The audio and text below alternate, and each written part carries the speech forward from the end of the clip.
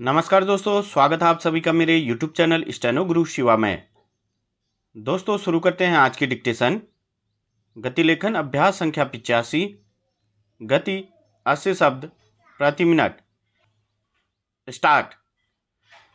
मधुबनी पहुँचे प्रधानमंत्री नरेंद्र मोदी ने पाकिस्तान की ओर संकेत करते हुए उसे पहलगाम हमले का अंजाम भुगतने के लिए जिस तरह कठोर शब्दों में चेताया, उससे यह स्पष्ट है कि वह आतंकवाद और उसे पालने पोसने वाले पाकिस्तान को सबक सिखाने के लिए संकल्पबद्ध हैं।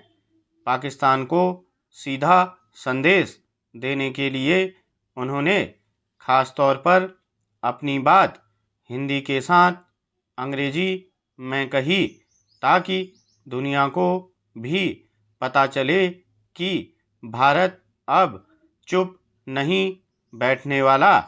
इसकी पुष्टि पिछले 2 दिनों में पाकिस्तान के खिलाफ लिए गए फैसलों से भी होती है, जिनमें सबसे महत्वपूर्ण है सिंधु जल समझौता रोकने का फैसला। भारत के फैसलों के जवाब में पाकिस्तान ने भी कुछ कदम उठाने की घोषणा की है और अपना हवाई क्षेत्र बंद करने के साथ शिमला समझौते समेत अन्य संधियां भी रद्द करने की बात कही है। यदि वह ऐसा करता है तो अपने कब्जे वाले भारतीय भूभाग से अपने दावे को और कमज़ोर करने के साथ भारत को नियंत्रण रेखा पार करने की छूट ही देगा। एक तरह से वह शिमला समझौते से पीछे हटकर भारत की मदद ही करेगा। पाकिस्तान ने यह भी कहा है कि सिंधु जल समझौता रोकने का मतलब युद्ध की घोषणा करने जैसा है, चूँकि भारत पाकिस्तान को सबक सिखाने के लिए उसके खिलाफ सैन्य कार्रवाई भी कर सकता है।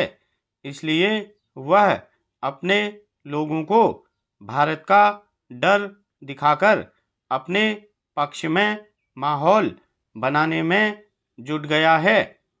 पाकिस्तान और विशेष रूप से उसकी सेना की यह पुरानी और गंदी आदत है कि भारत के हमले का खतरा दिखाकर अपनी जनता को यह बताने की कोशिश की जाए कि उनकी रक्षक वही है और इस बहाने अघोषित रूप से देश पर शासन किया जाए और उसके संसाधनों की लूट खसोट की जाए।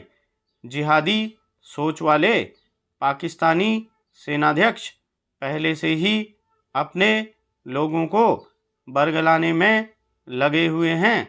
उनके उस भाषण की अनदेखी नहीं की जा सकती जिसमें उन्होंने हिंदुओं और भारत के खिलाफ जहर उगलने के साथ कश्मीर को अपनी गर्दन की नस बताया था। इसी के चंद दिनों बाद पहलगाम में लोगों की पहचान करके जिस तरह चुन चुनकर मारा गया, उससे इस नरसंहार के पीछे पाकिस्तानी सेनाध्यक्ष का ही हाथ दिखता है।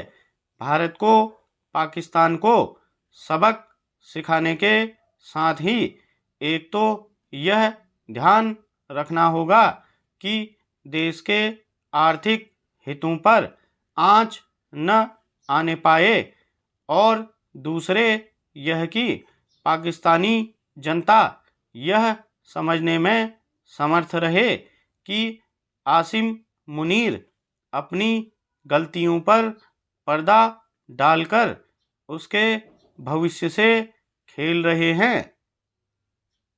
स्टॉप।